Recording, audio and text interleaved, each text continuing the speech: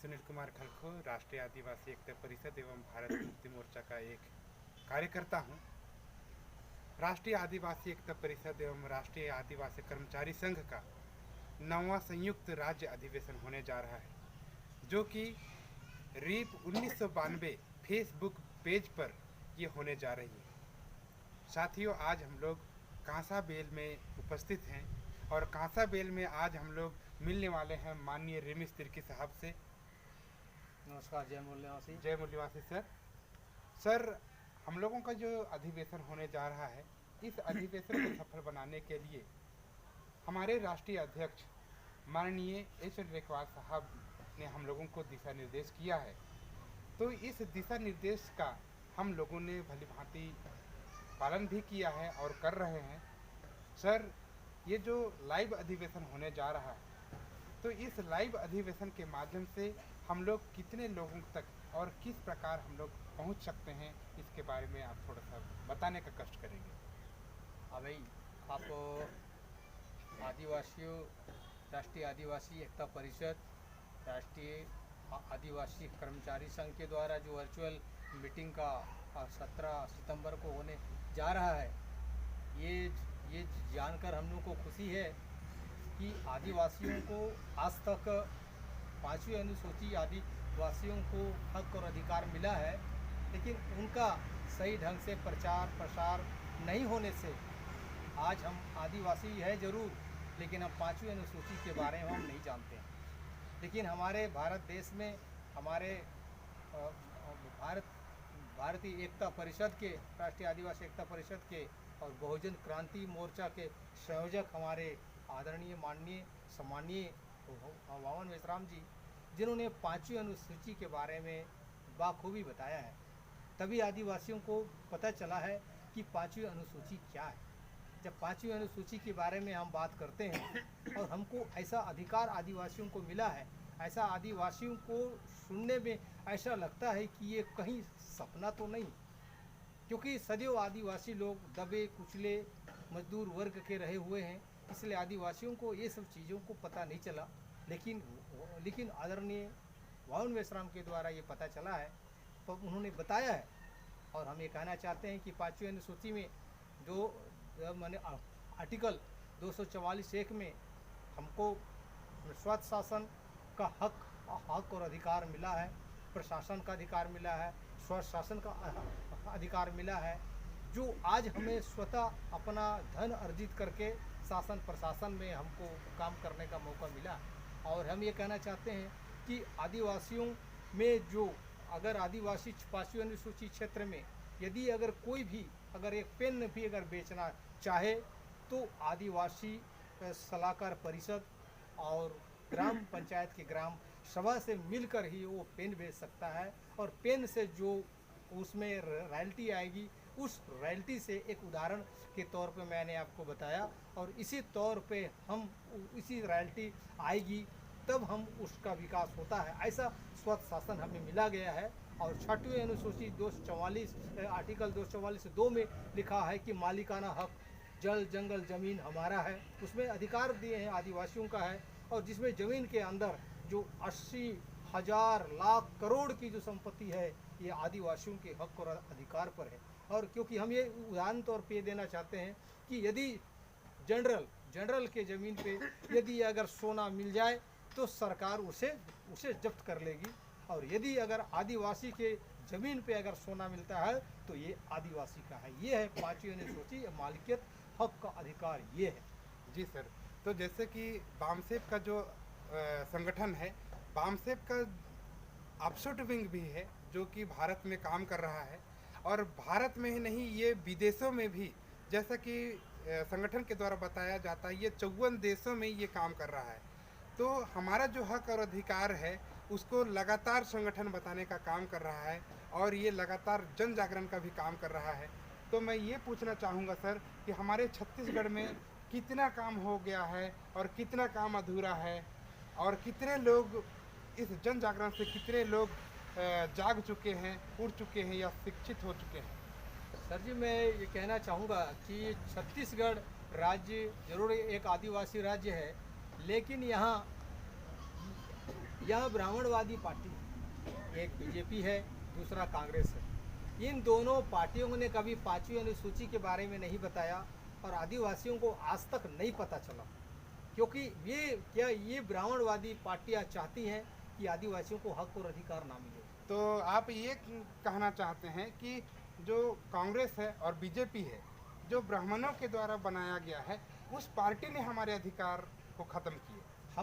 हम कहेंगे, क्योंकि हम मानते हैं, क्योंकि 70 साल 74 साल के इस आज़ादी में यदि अगर आदिवासियों के हक और अधिकार कुछ नहीं मिला और हम 5वीं अनुसूची के बारे में हम माननीय वामन विश्राम के प्रचार प्रसार के द्वारा हम आदिवासी जागरूक आदिवासी लोग जानने लगे हैं, तो बताइए इन मनुवादी पार्टियों ने कभी बताने का प्रयास नहीं किया। लेकिन बाबा साहब अम्बेडकर ने 2 चीज़ उन्होंने हक अधिकार लिया था, सेपरेट लोकेटेड और सेटलमेंट। अगर सेपरेट लोकेटेड अगर मिल जाते तो समझ जाते कि हमें सेपरेट वोट माने वोट देने का अधिकार होता, आदिवासी को आदिवासी ही वोट देता और 2 बार वोट देता, तो ये समझ लीजिए तो एक मजबूत माने हमारा नेता पैदा होता। लेकिन सेपरेट लोकेटेड को ना देकर हमें ज्वाइंट लोकेटेड कर दिया, जिसकी वजह से हम लोग इन्हीं ब्राह्मणवादी पार्टियों की विचारधारा से हम लगे हुए हैं। और आदिवासी का जो हक और अधिकार, जो 5वीं अनुसूची इतना हमारा संविधान में इतना हमको सशक्त और हमको मालिकाना हक और हमको अरबपति खरबपति तक बनाने का ये व्यवस्था था, इस व्यवस्था को नहीं बताएंगे। जी, अभी वर्तमान में इन ब्राह्मणवादी जो पार्टियां हैं, वो अलग अलग जाकर अलग अलग आपस विंग बना करके वो आदिवासियों के अंदर में वो घुस रही है। तो इसको रोकने के लिए मास्टर प्लान क्या है सर? हम ये कहना चाहते हैं कि आज हमारे लोगों में ये बाबा साहब अम्बेडकर ने कहा था कि पढ़े लिखे लोग हमारा बात नहीं माने, ये आज साबित हो रहा है। क्योंकि डॉक्टर, इंजीनियर और जैसे जैसे पैसे वाले हो रहे हैं, वैसे वे समाज से दूरियां बनाकर मनुवादियों से ज़्यादा दोस्ती करने का प्रयास कर रहे हैं। और वे इन पार्टियों में सीट पाने के लालसा, इस स्वार्थ के कारण समाज को उन्होंने पीछे कर रखा है। क्योंकि इसी वजह से है, अगर हमको जागरूकता अगर लानी है तो हमारे पढ़े लिखे जो डॉक्टर, इंजीनियर, जो समाज के क्रीमी लेयर हैं, इन क्रीमी लेयर लोगों को समाज के प्रति स्नेह भाव और हक और अधिकार पे अगर उन लोग काम नहीं करेंगे तो समाज जागरूक नहीं हो पाएगा। क्योंकि वे लोग हड़ताल करते हैं जो लोग बेरोजगार हैं, जो आदिवासी जो बामसेब में काम कर रहे हैं, करने का प्रयास कर रहे हैं, लेकिन पढ़े लिखे लोग समझ नहीं रहे हैं। तो ये हमारे पास चिंता का विषय है कि हम वही अगर ना समझें तो यही हम कहते हैं कि हमारे बाबा साहब अम्बेडकर ने सही कहा था कि पढ़े लिखे लोगों ने मुझे धोखा दिया। ये आज भी साबित हो रहा है। जी धन्यवाद सर। जैसा कि बामसेब लगातार हम लोगों को जागरूक कर रहा है, और जैसा कि बाबा भीमराव अंबेडकर का जो मोटो है, उनके जो शब्द हैं, शिक्षित करो, संगठित करो और संघर्ष करो, और इसी 3 जो बातें हैं, शिक्षित करो, संगठित करो और संघर्ष करो, इन्हीं 3 बातों को लेकर के वामन मेश्राम लगातार जागृति का काम कर रहे हैं। वामन मेश्राम हमेशा ये कहते हैं कि हमारा अपना कोई विचारधारा नहीं है, हमारे जो महापुरुष हैं उनकी विचारधारा पर काम कर रहे हैं, ऐसा वामन मेश्राम के द्वारा बताया जा रहा है। तो साथियों, ये थे हमारे माननीय रिमिश तिर्की साहब, जो कि युवाओं को लगातार जागरूक करने का काम कर रहे हैं, संगठित करने का काम कर रहे हैं। और अभी मैं आप लोगों को बता दूं थोड़ा सा कि 17 सितंबर 2021 को वर्चुअल यानी छत्तीसगढ़ का 9वां अधिवेशन होने जा रहा है। इसमें आप सभी राष्ट्रीय आदिवासी एकता परिषद के जो फेसबुक पेज हैं, रीप 1992, इसको आप लोग लाइक करें, फॉलो करें, जिससे आप लोग इस अधिवेशन में आप लाइव शामिल हो सकते हैं। सर तो सर थोड़ा सा ये कहना चाहता हूँ कि मैं यहाँ जो मैं कहा, इसमें हमारे आदिवासियों को मैंने हौसला अफजाई करने की बात मैं बोलना चाहता हूँ। जी सर, आइए थोड़ा सा इधर कैमरा तरफ देखेंगे। थोड़ा सा बताइए सर। मैं हौसला अफजाई की बात करना चाहता हूँ कि बाबा साहब अम्बेडकर ने ज़रूर कहा था कि हमें पढ़े लिखे लोगों ने, डॉक्टर, इंजीनियर लोगों ने मने जिसके पास धन दौलत है, उन लोगों ने मेरा बात नहीं माना। उन्होंने कहा, लेकिन हम उसको जरूर कहते जरूर हैं, लेकिन हम विश्वास खोए नहीं हैं। अभी वामसेप और राष्ट्रीय आदिवासी एकता परिषद के द्वारा हमारे लोग जागरूक हो रहे हैं। विश्वास होगा कि पांचवी अनुसूची को तो अभी जाने हैं वो वामन मेश्राम के द्वारा। हमें अभी पता चला है, इसके लिए जो लोग स्वतः शासन और मालिकाना हक चाहते हैं वे संघर्ष करेंगे और हम सभी संघर्ष करेंगे और हम एक ना एक दिन पांचवी अनुसूची लागू करके रहेंगे और आदिवासियों को हक और अधिकार मिलेगा।